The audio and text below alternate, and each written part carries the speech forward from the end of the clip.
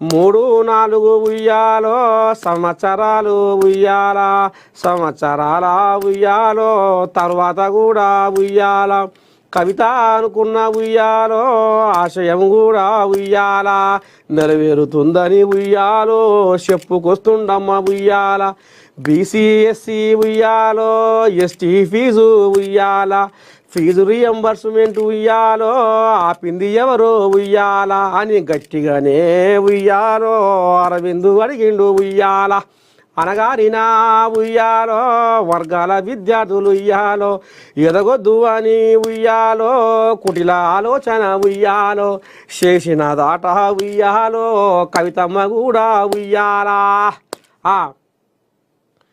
BC SC ST fee reimbursement ఆపింది ఎవరు